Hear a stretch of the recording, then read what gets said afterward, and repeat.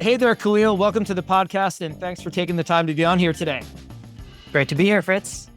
Awesome. Well, Callil, you're an industrial designer turned software designer, and now also the owner and operator of a vineyard in coastal Rhode Island. So tell us how this happened. How'd you get interested in vineyards, and how did you end up with this crazy idea? Wow. Great question, Fritz. And also, I just want to mention, longtime listener, first time caller, and I'm really excited to be here because I have, taken some of your courses and listened to the podcast for a long time. And it's, a big reason why I even decided to step into this is sort of all of the guests you've had on and the inspiring stories. Well, thanks. But Don't try and blame me for your I know crazy exactly. ideas. Just making that clear, okay? Yeah, I've come back in 10 years and it's Fritz. No. But yeah, so the law, I'll try to keep it a little short, but I guess the story really is that, I grew up in New York. There was, I grew up next to a biodynamic farm.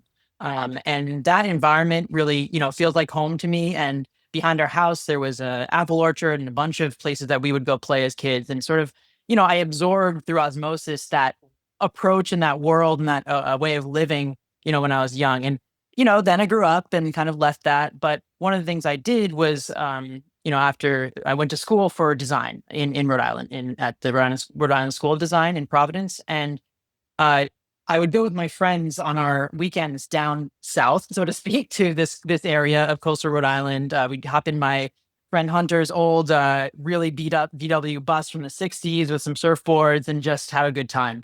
But it kind of stuck with me, right? And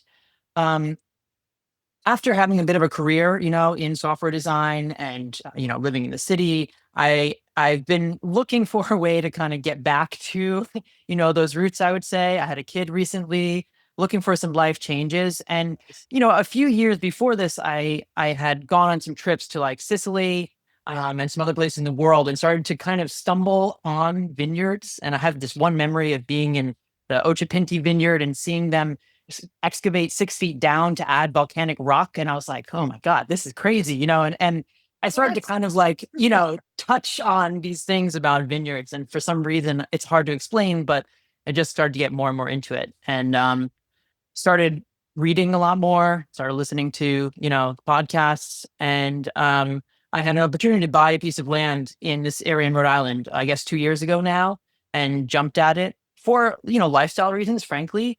But the more that I spent time there and worked on actually cleaning up what was an old milking farm, basically, I started to go back with this idea of like, maybe there's an opportunity here. Maybe there's this piece of land could be appropriate for growing a vineyard. What's the deal with the trellis? All right. So the deal with the trellis is, when I was looking at the site and sort of spending some time around this on the land, I started to notice how moist everything was. I mean, I know you mentioned, Fritz, that like a lot of the East Coast gets, roughly this amount of rain, but there's also a lot of fog that rolls in. In fact, there's a beach right near the house and right near the land. It's called Fogland Beach. And there's a reason it's called that. And so it's just this place where you get, because of the climate and because of the water that's nearby, you get this settling at night, these fogs that roll in the summer, and then they get blown away, as the sun rises and the wind picks up. And that's sort of the cycle of life there. And I also started to like think about, I was doing research on some of the hybrid grapes that are available, started to think about, are there other things that are exciting to me based on similar climates in the world? Where are other places in the world that people grow grapes that are kind of Atlantic that have a similar thing? And I started to settle on or just go explore Rías Baixas, which is in northern Spain, also overlaps with northern Portugal. And in this region, I think something around 50% of the grapes that are grown there are Albarino and are grown in this method, which, as far as I understand, is called a paral or para, which is effectively just a pergola trellis system. And often these trellises, at least in their native region, are these large granite posts. It's so beautiful. Large granite posts in these, dense rows. They have wire that hold up all of the vines above the canopy. And the grapes are held, at that head high, hence overhead height, which makes it for, a little bit more intense management and harvesting. Oh, yeah. But the trade-off, as they claim, the sort of myth of it is that having things elevated reduces some of the pressures that you might see. And there's some logic to it, but I actually kind of wanted to ask you, Fritz, like, is there truth to it, right? Because the idea is that by getting things off the ground, you reduce, splashback from rain, you reduce the kind of how close things are to sources of spores, and maybe you increase airflow, right? Just by having things higher off the ground and more wind being able to come under the canopy and dry things out over time. But on the other hand, if you think about it logically, a system like VSP, while yes, the fruit is closer to the ground, um, there's also less of a canopy, right? There's less of a house over the grape, and maybe actually there's more airflow in that way. So I am kind of confused about what's true here, but at the end of the day, I really love the story of Albarino as a grape, which is a wine that I love, is a grape that's being grown more and more in this region. What were some of the challenges you found when you planted your first half acre of Albarino on this Yes. trellis? Yeah, a few things I learned from this first year. Well, first of all, I did set myself up kind of intentionally, to experience some of the disease pressures that would come. I definitely saw Japanese beetle. I saw a decent amount of downy mildew, which is ongoing. A tiny bit of black rot on some things.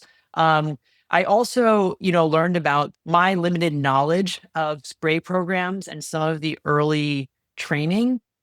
And I think that I probably could have got some more vigorous growth by not co-planting two plants around each post. Because what's kind of unique about some of these pergola systems, at least the ones that when I went to Spain and visited them, they often plant two or have two vines on one post, right? Which is kind of interesting because they're in a traditional system, you wouldn't do that.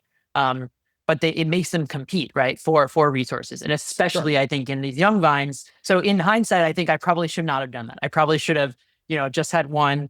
Um, and then I wish I was farther ahead with a spray program to prevent some of these pressures, local pressures. And I'm really now in the mode of catch up, which I think is not going to be very effective. I haven't lost many vines due to that, but I definitely can notice that some vines are stunted as a result of that. Yeah, on the pergola system, it is pretty cool. It's very fun to think about, to invent, but it does make it harder to to mow and to move around with certain things. And so I think I am sort of starting to better understand some of the realities and of it. And if I did continue with it, I would maybe change a little bit of the spacing, the grid spacing of this trellis, and sort of almost try to think of it more like trellis rows, if that makes any sense, where you would have, you know, uh, maybe three posts and then a long row. So you basically have two trellis canopy sections and then a complete space between until you start the next one. And so that would make it a lot easier to move sort of linearly in the vineyard as well. Before I had taken the prospective wine growers course, I was pretty into the idea of just producing grapes as a crop and finding somebody to buy them, right? Going to the local wineries and being like, hey, I got some Albarino. It's great. I've done a great job growing it. Do you want to buy it? Right. Okay. And then, so that was the original concept. And I think after watching the prospective wine growers course and just thinking a little bit about it, you kind of start to understand some of the harder economic realities of what it means to be a small grape grower. And the reality is that you probably, in the best of times, break even, and that's fine. So it may be that that's where I end up. But I think if I move towards taking this more seriously, I will try to have a small winery and a small tasting room on the land. But there is a question of timing because I've done a half acre this year, and my plan right now is to expand in around an acre and a half to 2 acres per year from now, per year, in the future. You know, it does mean that I have to kind of like get on it in terms of planning, because doing 2 acres is not trivial, as I've learned, especially if I'm doing a bespoke trellis system. Um, so ideally it's about 2 acres a year for the next 2 or 3 years. and sort of each year taking on a little bit more in terms of the labor, not necessarily myself, but just understanding the economics of what it will be, the people that will be required, and sort of checking in with myself about it. Am I at a scale that I feel overwhelmed by? Am I at a scale that I feel good about? And then just trying to aim for somewhere between a 4 and 8 acre parcel, probably, to be honest, on the lower end of that, so that I have a little bit less overhead in terms of hiring out pickers and people to kind of work. So I want to keep it in, the realm where I can do a good amount of the spraying and things on a week-to-week basis, but at the peak moments of the year, I'll bring people in to help me out with pruning, with harvesting, and things like that.